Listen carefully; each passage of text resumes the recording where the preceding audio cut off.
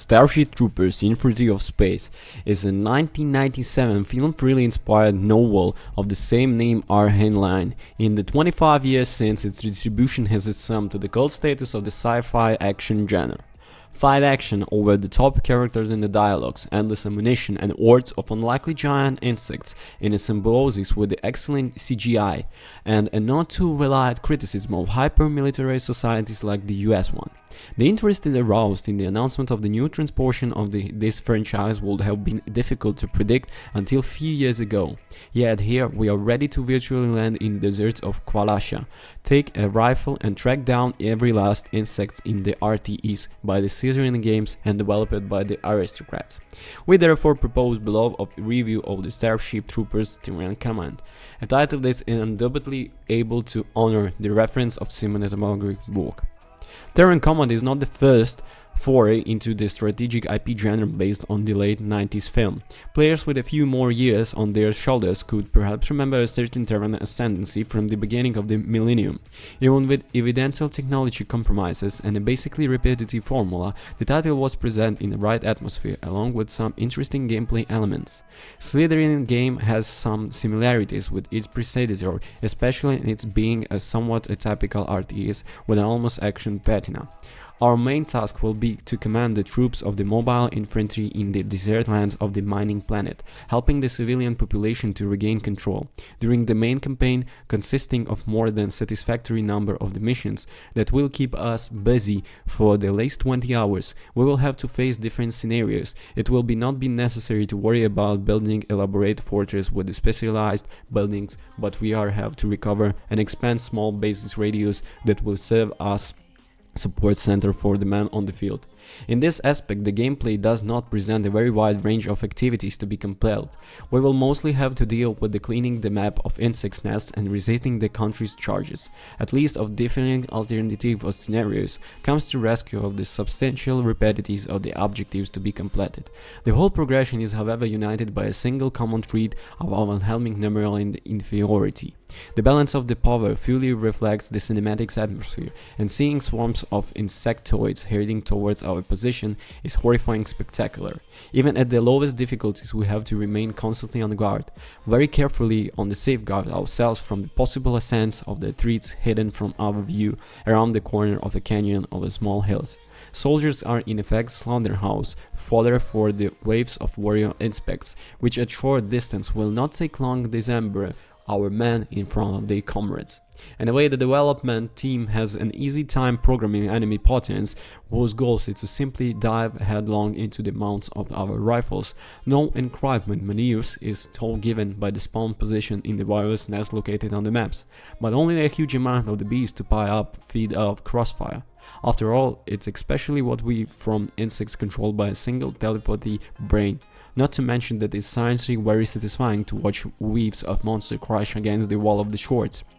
As you level up, each team will have new ways to quickly get rid of multiple bugs at once, but the power of these skills unique to each department is constantly handicapped by the difficulty of using them.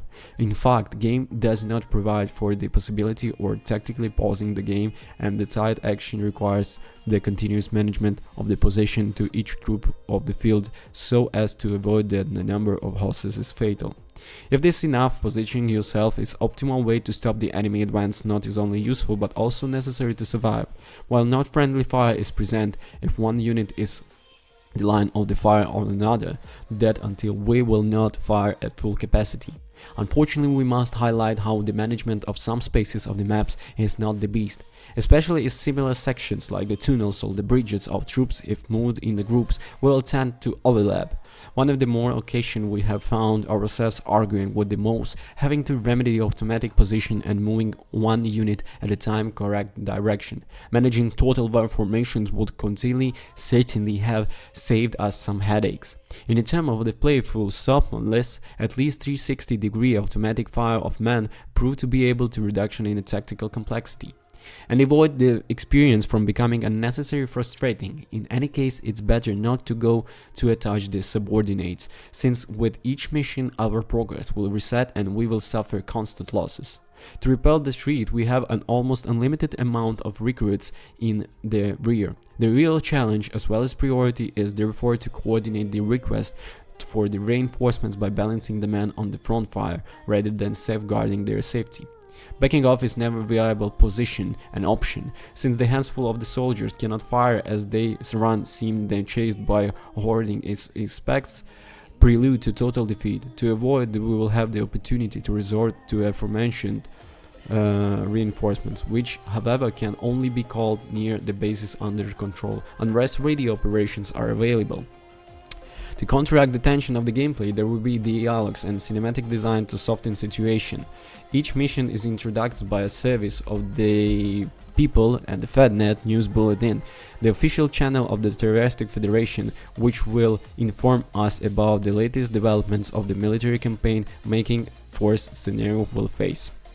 Each of these communications brings to mind the extended propaganda tones used in the first minutes in the 1997 film, composing a narrative framework that is all else sufficient, although it unfortunately appears only sketchy.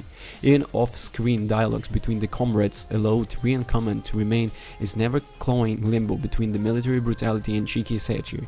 Each element of the game, including the interface, effectively contributes to recall not only the video game styles, but the RTEs, but also the almost fire on the film.